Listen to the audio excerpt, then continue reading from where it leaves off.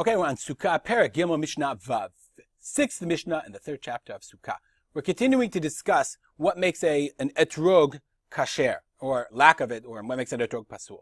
Says the Mishnah, Alta chazazit al rubo, if a chazazit arose over a majority of the etrog. What's a chazazit? So the Kahati says that chazazit is like a yalefet. Yalefet is like a blister or a bubble. Whereas the Safaria explains that it's a lichen. It's I guess some kind of fungus. But when you look at the pictures, like for example, this is not that. Here, let me see if I can chazazit. Right, it seems like that would be the explanation. He quotes the Ran.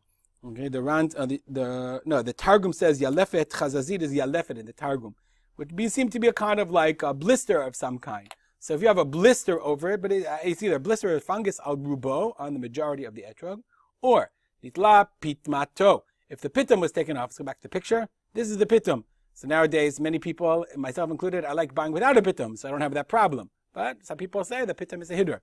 I guess that would make sense because there is a pitum in the times of the Mishnah.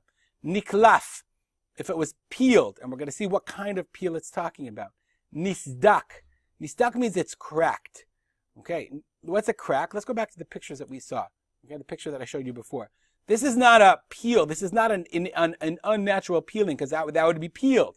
Okay, because that would be, we're going to see if the etrog is missing something, then it's pasul. But here the crack happened. You'll see very often you look at fruits, something will happen in the growth of the fruit that the fruit itself will have sort of like it'll heal itself as the time goes along.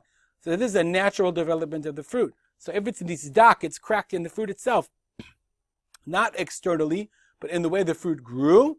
Okay, that's a problem. If it's nisdak, if it's cracked in such a way, and the Kahati says that the sedek is rov haklipa chitzona ha'ava, that this sedek is in the majority of the outer peel, and that's how this is described in this picture. That's a problem. It's a psul. Okay, so nisdak. So we had niklaf if it's peeled. What is the problem with the niklaf? Let's look at the Bartanura. Okay, if there's a machloket, if it's all peeled or only if some of it's peeled, he says the high niklaf, this peeling, lav shehusra klipa ad shenireh halav nunit shebetocha. It's not that you actually peeled it. You're like you'd peel an orange. You see the white part inside. The high have a chaser. We're going to see in a second. That's chaser. Any chaser is pasul. If any part of that drug is missing, it's pasul. Alash niknaf, geledak, you peeled. It's almost like, if you ever took a lemon zester, you took off some of the zest. Umareu yarok kasher b'tchila, and it's still green, so you zested it a little. So if that's considered peeled, nonetheless, niklaf is a problem. That's a niklaf. Nistak, we said, was if it has a scar in it.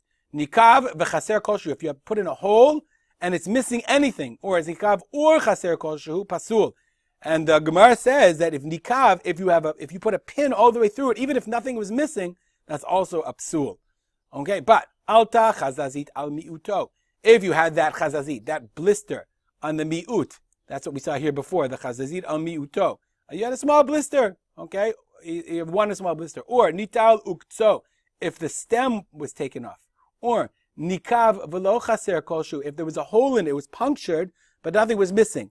And the puncture has to be up to the size of an isar, a small coin. So if it was just a blunt force and it was punctured but nothing was missing, then the etrog is kasher. Then it's okay. Mishnah continues. Etrog hakushi pasul. Etrog from kush, or it's a black etrog, pasul. Interestingly enough, the Gemara says, etrog kushi, it grew kan in Eretz Yisrael. V'hu shachor, it's pasul. Aval kushi shegadal be'eretz kush.